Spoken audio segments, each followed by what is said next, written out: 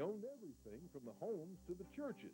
This week on the Heartland series, International Harvester created the town of Vannah, Kentucky virtually overnight. They built everything that the community needed. And while the company has moved away, the community is as strong as ever. Life in a company town, this week on the Heartland series. This Heartland Sampler has been brought to you by your Tennessee Ford dealers. Quality people, quality products.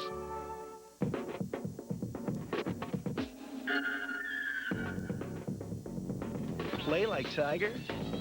Not a chance. Drive like Tiger? No problem. In honor of the Buick Invitational, get $400 golf bonus cash on all new Buicks. With total cashback offers that range from $1,400 to $2,900. Golf bonus cash ends February 28th. See your Buick dealer today. You're on the right track for Live at 5 with Russell Bimman and Sarah Allen. It's the show that sizzles. So dive right in for Live at 5. Good evening, everyone. The race will go on without NASCAR's greatest driver. Thanks so much for watching Live at 5, everyone. I'm Sarah Allen. And I'm Russell Bimman. Dale Earnhardt was killed yesterday on the last lap on the last turn at the Daytona 500. The track he's dominated his entire career. This is where Earnhardt hit the wall. He was in third position, trying to hold off other cars as his son Dale Jr. and the driver of a car owned by Earnhardt battled for the win.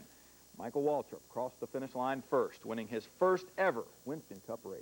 He celebrated in victory lane, not knowing, though, that the man who owned his car, the man who gave him the chance to race, had died. Victory lane. I just couldn't wait. I won the race, and I was telling everybody about it, and I just couldn't wait till I got that big grab on the neck and a big hug. I just knew any minute Dale was going to run in victory lane and say, that's what I'm talking about right there. But that wasn't to be. Now, the next Winston Cup race is still set for Rockingham, North Carolina. NASCAR has no plans, though, to postpone Sunday's race. But the NASCAR community and its fans are still in shock today. 49-year-old Earnhardt was the most recognizable driver in the sport. Even people who don't follow racing have heard his name and know his reputation for being the toughest driver on the track. But Dale Earnhardt was more than just a driver. He was a husband, a father, a grandfather. He was also a car owner and a businessman. Earnhardt made his home in Kannapolis, North Carolina, at about midway between Charlotte and Winston-Salem. His garage and headquarters are in nearby Mooresville, North Carolina, and that's where our Seth Andrews has been all day long. Seth, what's the mood there? Sarah and Russell, it's been a very emotional day here for Dale Earnhardt fans, especially being right in his backyard in his hometown. The flags at DEI are at half-mast right now. Now, we arrived here in Mooresville, North Carolina at about 11 o'clock this morning. 6 hours later, people are still coming in by the hundreds to pay their respects to their fallen hero. I've seen some people who have sat around here unable to leave, staying here for as many as 2 hours, just staring at things in disbelief of what happened yesterday. It's easy to see that Dale Earnhardt will never be forgotten. Their faces said it all. They can't believe their hero is gone. It was like losing a family member. I mean, I just cried and cried and cried until I became physically sick. I was sick all night and this morning, too, and I had to come. I felt like that was the only thing that was going to relieve the way I feel. Just overwhelmed. When I found out, I just was in disbelief. My brother had called, and my dad, and whenever he called, my dad and I, he asked how I was doing. Of course, I just broke down. He said, "You don't have to say nothing." And he started crying, and it was hard. It's just unreal. I just can't believe it. I still can't believe it. It just hurts. I mean, I didn't know him personally, but it's just like a part of my family's gone. If you were a racing fan, you either loved Dale Earnhardt or you hated him. There was no in-between. Today, every racing fan is mourning his loss. You know, he just had that thing that attracted you to you because he represented so many things that was good. It's true. You either love him or you hate him. And I think people who enjoy watching racing but really couldn't cheer for Earnhardt, it'll tug at their hearts also. The Intimidator may be gone, but he will never be forgotten. Everybody I know that's an Earnhardt fan is saddened. I mean, I've been following him for 20 years at least, and he's always been my hero. It's just unbelievable. He was an intimidator, and he went out that way, sad to say. just a touching scene here today, Russell and Sarah. You just look around and see the people here still very upset over what happened yesterday as the grieving continues. He was a loved man. People are just shocked at what happened, and the grieving process obviously will take more than just one day. All right, Seth Andrews, thanks a lot. Earnhardt was killed within seconds of the finish line at the Daytona 500. The fence alongside that final turn is now marked with flowers and memorabilia from fans. Flowers and balloons also adorn a fountain in front of the park where fans have been coming there in silence, paying their respects to a racing legend. Now, the loss of the racing hero is being felt here in Knoxville as well. Stores all around our area were flooded with fans trying to get their hands on the last of Dale Earnhardt's memorabilia. As Live at 5's Tara Lynn shows us, many fans were lined up before the doors even opened. Okay, everybody, please pay attention. The store could not accommodate this many people at one time. It's a race to capture memories. We're going to let so many people in at a time and fluctuate and open and close the gate to let people in and out. A race by different fans for one common cause. Debbie, open the gate. I love Dale Earnhardt. I want to get as much of his stuff as possible. For those that didn't hear what I said, we have a limited amount of stuff. I knew it was going to be like this.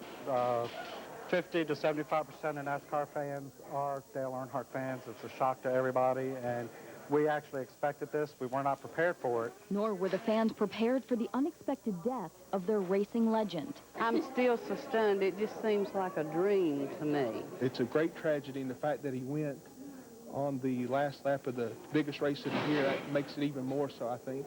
Okay, if I can have everybody that's going to leave.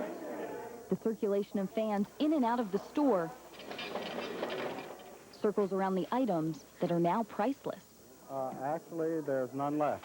Good opportunity to pay tribute to a legend, seventh-time national Winston Cup point champion and great race car driver. I mean, this is the biggest driver in NASCAR history, basically.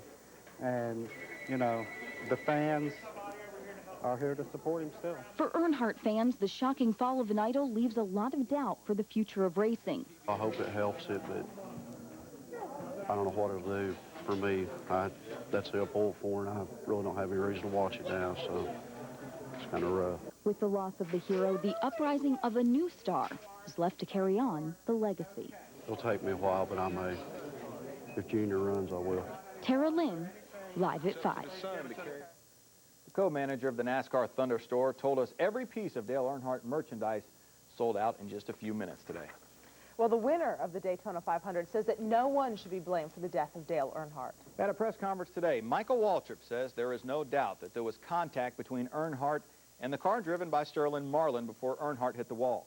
But that was just good, hard racing, with both cars trying to get to the finish line. Now, there are no details yet on funeral arrangements for Dale Earnhardt. We'll let you know what those are as soon as they are announced. Waltrip also expressed hope that racing fans would remember Sterling Marlin in their thoughts and prayers. Marlin, of course, is a Tennessee native. Well, many of those fans want to share their condolences for Earnhardt's family, and to do that, simply to log on to DaleEarnhardt.net. That's all you need to do. There you can read all about the Intimidator's life, his career. You can also read messages from other fans and even leave a message of your own right there. His family is expected to read many of those messages. You can also find a link to that website at ours at WBIR.com. Stay with us. We'll be right back here on Live at 5.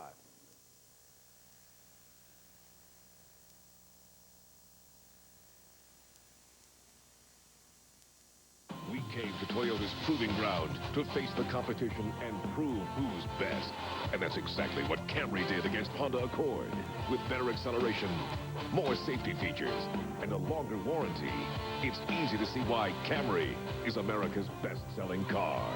And now, you can save up to $1,870 on Camry. That's $1,870 on Camry. Toyota's Proven Value Sales Event has been extended through February 28th. See your Toyota dealer today. Don't want to get hurt. Don't get on. But once you get on, there is no escape. Now your only goal is to stay alive. Well, Masters, witness the first filming of the most dangerous reality show on television. It's about courage, strength, skill. It's about the money. Do you have what it takes? February 23rd and 24th at Thompson Bowling Arena, Knoxville. Pearl Masters. Starkist needs to do what's never been done in the history of tuna. Something fresher tasting. Really easy. Fresher. Easier. I've got it. Fresher tasting Starkist tuna in a new easy-to-use pouch. Introducing the new Starkist Flavor Fresh Pouch. It's better because it's more convenient. Just tear and use. No draining, no hassle. And it's vacuum sealed so it tastes better, fresher. The new Starkist Flavor Fresh Pouch. Our best ever. Oh, hello there. Hi, there you are. I would like to get a calling plan. You'd like our cross-country elite plan. No, I don't travel much. Perfect for a jet-setter like yourself. I think the plan I want. You know what you would like is our interstate family plan. I'm not even married. Perfect for a family man like yourself. Is your wireless service really providing you with service?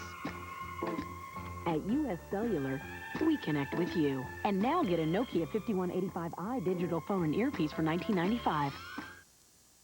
Get into high gear for the Food City Cheez-It Coca-Cola Race giveaway. Use your value card when you buy a Coca-Cola, Keebler, or Cheez-It product at Food City, and you're electronically entered to win a Pontiac Grand Prix at the Food City 500 race. Plus, when you use your value card to buy any 2 Kellogg's products, you could win tickets to the Food City 500 and a chance to win $1 million if Terry Levante wins the race. And there's much more, so bring your value card and make tracks to Food City now. Hi, I'm Seth Andrews. The Knoxville Track Club's newest road race takes you to the Smoky Mountains. It's the Smoky Mountain Half Marathon and 5K, Saturday, February 24th. Experienced runners will love the challenge of the half marathon or choose to race the traditional 5K. Both routes offer a scenic course through the beautiful Smoky Mountains. Entry forms are available at Runner's Market, on the web at ktc.org, or by calling 673-8020. Presented by these organizations, straight from the heart. Today's weather is brought to you by Dodge.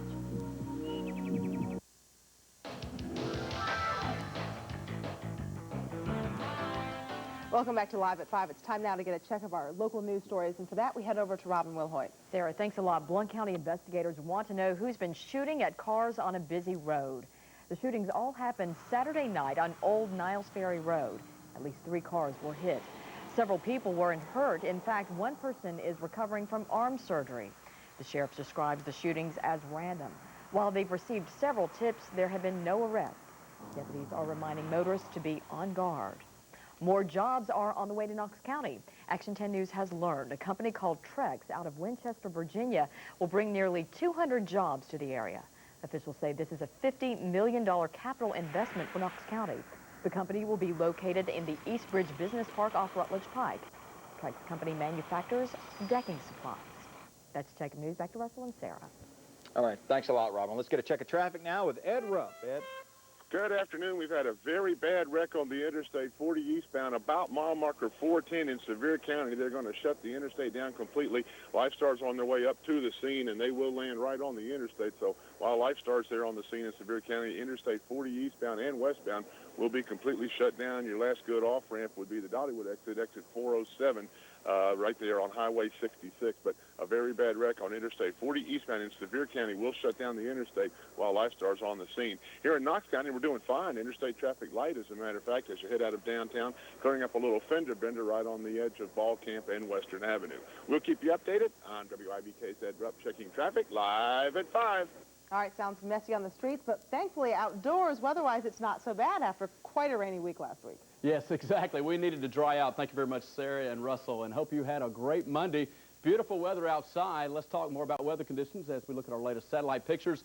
We are looking at still lots of sunshine across much of East Tennessee. Some high clouds around earlier today, but boy, those cleared out. It has been breezy at times, winds gusting out of the south-southwest across much of Tennessee and Kentucky. But with the sunshine, like yesterday, we continue to dry out, and much, much warmer today than yesterday, than this weekend. 57 in Knoxville, 61 in Chattanooga, 60 in Nashville, 62 at both Jackson and in Memphis currently, so very mild air to our west. Matter of fact, not too bad across much of the Gulf Coast, the southeast, 68 in New Orleans, 66 Jacksonville, currently 61 in Atlanta. Cooler in Myrtle Beach, South Carolina, 48 degrees there. To the north, 47 in Pittsburgh, 42 both Detroit and Chicago, but fairly mild air across the region. Looks like mild conditions will be with us again tomorrow as we go through your Tuesday, so another nice day coming up. We're going to start to see moisture increasing, though, from the south and west, and then some changes with some much colder air trying to move down into our region later on in the week. Well, highs tomorrow should be in the low to mid-60s. So another 7 to 8 degrees warmer tomorrow. But then by Wednesday, a shot of colder air is going to make its move to the south and east. And it looks like by late Wednesday night, and Thursday, some of that colder air will continue to move in. And it looks like we also could have a chance for maybe some winter precipitation as we go into Thursday. Well, as we go late tomorrow, there's a chance for rain showers developing, but it looks like most of those should be late in the day and then by tomorrow night. Our futurecast shows some of those may linger around Wednesday morning.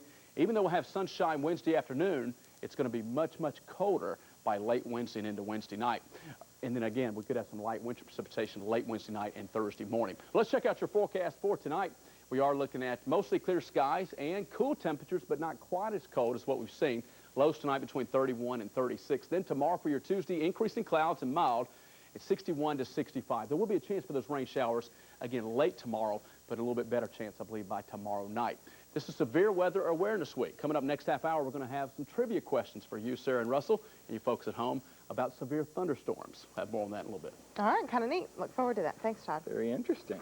Well, handmade gifts are often the most special, and that's why a Tellico Village man got into the hobby of crafting custom gifts, custom boxes, to give as gifts to loved ones.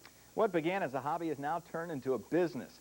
Live at 5's Nicole Hendricks caught up with him in action, transforming boards into treasure boxes. It sounds like a construction site in Glenn Neef's home. I've always loved cutting wood, the smell of it, the feel of it, the different things you can do with it. I like to be creative.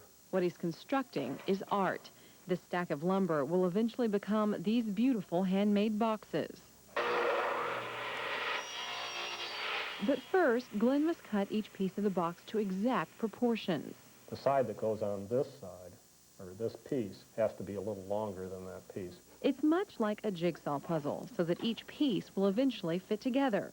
Gluing his exact squares comes next. You can see the glue squirting out here a little bit, and that's good. I want a little bit of it to come out. After wiping away the excess resin, the glue must sit for about 4 hours. He must go through this process 4 times, sanding between each before he's ready to start the finish. While it looks like the easiest, this part is the most stressful for Glenn. All the labor that you put in could be ruined in 5 minutes if you put a lousy finish on there. You know, brush marks or scratches in it or just drops, things like that. The risk is even higher when Glenn burns artwork into the cover. No fires yet. He prefers using a drawing or a copy black and white picture. From there, he just follows the lines. From start to finish, it takes about 18 hours to complete a box, but the challenge is what appeals to Glenn most. If it was all very simple and didn't take any time at all, I don't think I'd be interested in it. Nicole Henrich for Live at 5.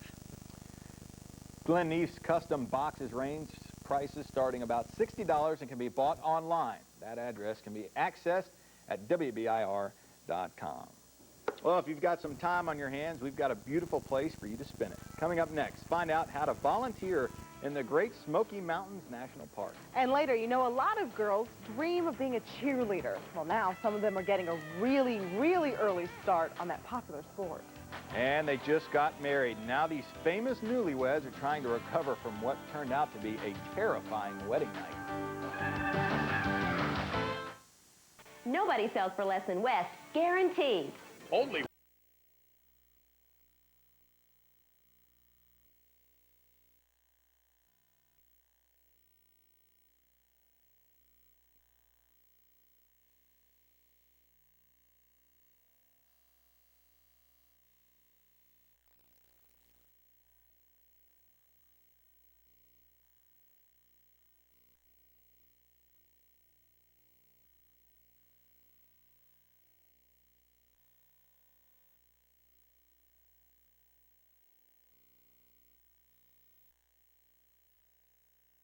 Well, do you love to share the Great Smoky Mountains with others? Do you enjoy spending entire days in the park? Well, you might be a perfect volunteer. Here to tell us how you can get involved are volunteer Bill Lawhon and Ranger Tim Cruz. And first of all, Bill, tell us how folks can get involved with this volunteering. Well, volunteering in the park is a very simple thing. All you have to do is call us and tell us you would like to volunteer. We have a training session coming up, and we use men and women, boys and girls. We have children from the Pi-Phi School. We have the kids from Gatlinburg Pittman High School. We have older volunteers and younger volunteers. We have people who have hiked all the trails in the mountains and some people who know just a little bit about the mountains. But we have so many things to do. We have about 43 full-time volunteers, and we need 100. And that's the reason that we're here, to talk to people about becoming volunteers in the park, and it's an easy thing to do. Tim, tell us a little bit about what volunteers do at the park.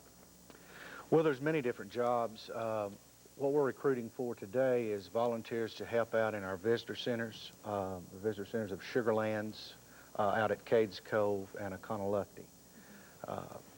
As you know, the park is one of the most visited, and there's a lot of people comes there, and we need to be more visible and try to be at some of these high-impact areas, some of these trailheads, help the visitor enjoy their stay a little more while they're here. Bill, you've been involved with this for some time. How fun is it to be a volunteer? Oh, it's great. I love it. Of course, I'm the kind of the old man of the crowd. When I was 11 years old, my dad took me to Newfound Gap to see President Roosevelt dedicate the park on Labor Day in 1940, and I've kind of been in love with the park ever since. I will have to say, though, I think I was a lot more excited about seeing President Roosevelt that day than I was seeing a park dedicated.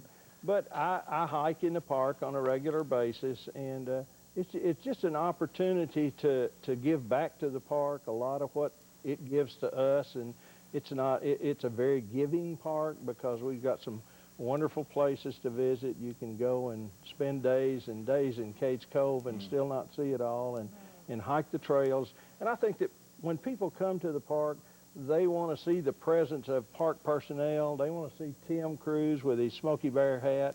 Or they want to see somebody in the park. And I do a little program at Newfound Gap and tell people what it was like to be there that day that the park was dedicated. But as Tim said, we need people on the trails.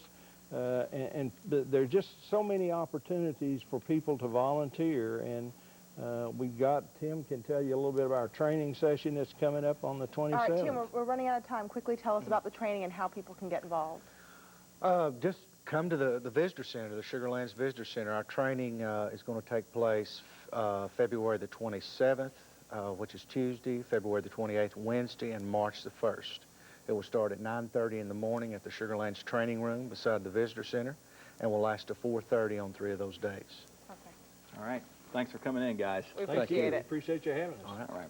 He's one of the biggest and most famous country music superstars of all time. Randy Owen, the lead singer of the group Alabama, is in Knoxville today. He's singing right there on WIVK. We'll be with him live to talk in just a little bit. That's right. Plus, you know, little girls have plenty of energy to spare, so that would make them perfect for cheerleading, right? Meet some young ladies who are getting an early start to cheering on their favorite team.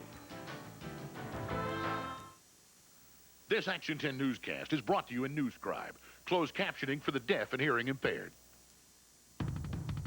What a day. Dodge is back at Daytona for the first time in almost 25 years. We're cranked, and so are our dealers, which is why they're offering low 0.9 financing on the Dodge Ram, the just right size Durango, the all-new Stratus, and the all-new Caravan. Dodge is definitely back in racing, and our dealers are behind this thing all the way.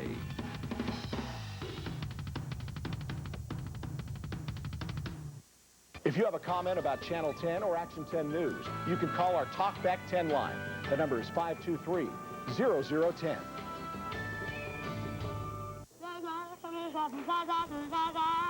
Tired of the high-priced produce blues?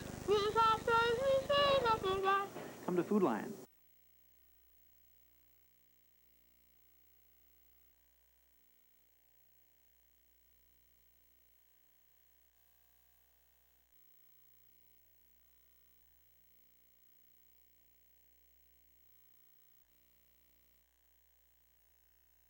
Great band coming up. Great. Well, you probably know our next guest from hit songs like, go ahead, sing it.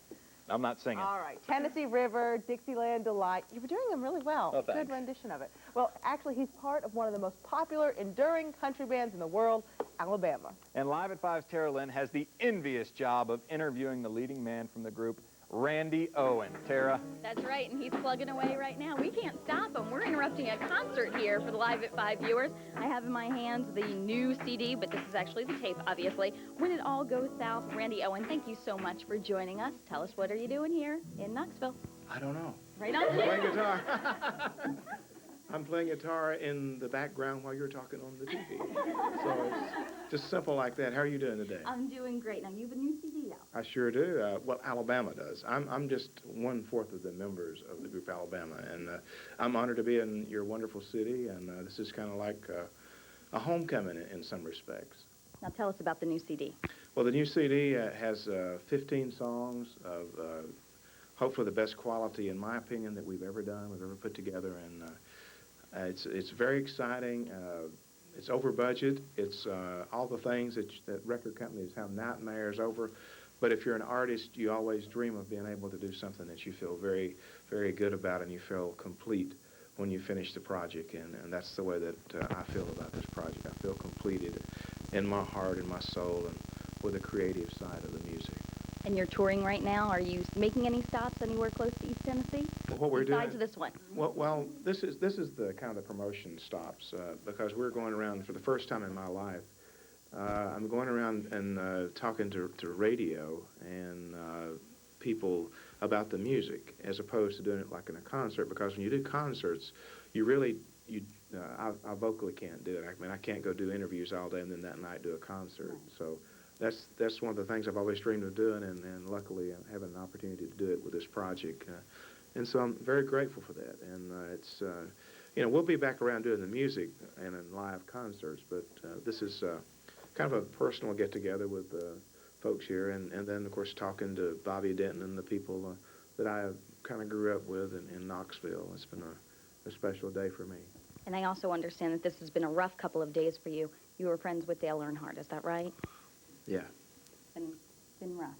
Yeah. And I know it's difficult for you to talk about it, and we won't bring it up anymore. You are promoting your new CD, and we thank you so much for joining us. And also to let you know, Russell, our anchor here, had his very first wedding song to your song. Russell, what was the name of that song again? Forever is as far as I'll go. Forever is as far as I'll go. I'll admit I could feel it the first time that we touched, and the look in your eyes said you felt as much. But I'm not a man who falls too easily. It's best that you know where you stand with me. And if I had a piano, I would continue, Russell. Oh, that was good. You are great. Thank you so much. Thank you. We appreciate it. Go out, get the new CD. It is fantastic. Lots of great songs. New wedding song of the year is going to be on there. I heard it on the way over. It is fabulous. Back to you guys. Great. All right, Thanks a lot. Tell them thanks. Sure. And no, I'm not going to dance with you. So I tell Sarah that this song, I danced with my wife for the first time, Forever's as far as I go, and she says, that's sad. I'd go further than that. And forever. Hey, what is I that? was making fun of you, that's all. I thought you were going to make me start dancing with you right then. No. Your toes were tapping. All right, Alabama is one of the most successful groups of all time. They've recorded for the most #1 country singles in a row. They've got apparently like the big Guinness Book World Record. The question is, how many did they actually have in a row? Oh, great group. Just say 9. 9 straight #1 Really? hits. That's a guess. I'm going 8. I'm going to undercut you. You're going to undercut me at 8. All right. 21 in a row. I mean, these guys are huge. It happened between 1980 and 1987. Alabama also had 10 #1 albums and had sold over 57 million records. And more than any other country group ever. Gosh, that's Unreal. great. And they're We had them. Yeah, we had them on Live 5 Day. You care? He sang to you. Do you Yeah. care? Sang to us. Okay. All right. Hannibal is still devouring the competition at the box office. The sequel to The Silence of the Lambs made an estimated $30 million to come in at #1 the second weekend in a row. Chris Rock's comedy Down to Earth came in at the #2 spot. Recess, School's Out is at #3. Keanu Reeves and Charlize Theron's Sweet November debuts at #4. And Oscar-nominated Crouching Tiger, Hidden Dragon rounds out the top 5. Actress Drew Barrymore and her husband, Tom Green, got quite a scare this weekend, not long after they tied the knot. Their house actually caught on fire early yesterday morning. The newlyweds' dog woke them up in time to escape without getting hurt, but the house was totally gone. The couple had just returned home from their wedding and had planned to leave on their honeymoon yesterday. Investigators are still trying to figure out what caused the fire. All right, Ken Schwall has always got great stuff from right here in East Tennessee for us. But this week, Ken Schwall is hitting the road. Getting ready to leave town calls for lots of preparation, especially if you're going in a big rig. Got to kick them tires. Join us as we head north on the road. That man with a big rig is scary. I wouldn't want to be behind him, in front of him, next to him. All right, they flip, they flop, they tumble, they turn. They are the premier cheerleaders in Knoxville. One of the most popular cheerleading squads at Premier consists of the tiniest of tykes. But despite their small size, they're winning big time and having a blast doing it.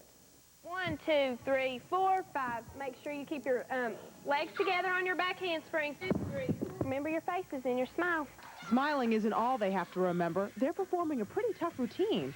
And after all, many of them are only 6, 7, or 8 years old. Once they get started, they seem like they just live and breathe it. You know, a lot of them have their whole bedrooms decorated and all Skharks things, and their parents tell me that's all they ever talk about. They're doing back handsprings in their living room, doing toe touches. In less than a year, these girls have made some major strides. The amazing thing about this group, none of these girls could really tumble. None of them could more than maybe a cartwheel. Now they're doing back handsprings, tucks, lifts, you name it. And they're so good that they travel for different competitions. You'll get like really nervous whether you're going to win or not, or whether you're going to like mess up on something. And then when it's over, you feel fine. These girls are feeling better than just fine. This weekend, while at a national competition, the tumbling tykes came in second. We were all screaming because we thought we had third because we messed up, but we got second. We were like all screaming. We were so happy. And they deserve to be. They spend several hours each week at the Premier cheerleading gym, and it's all paying off. At this age, we try to make it as fun as possible. We keep it on a competitive side, but we also really try to, you know, just let them enjoy it. It's really the important thing.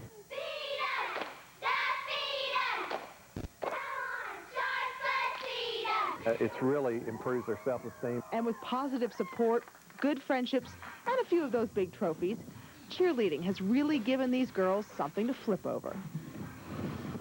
All right, so they just came in second at Nationals. Their next competition is in Gatlinburg in March, and we wish them the best of luck. Tiny. They're good, though, aren't they? I know. They're very good for their age. Amazing. All right, that's good stuff. Buying all the latest and greatest toys can get expensive, especially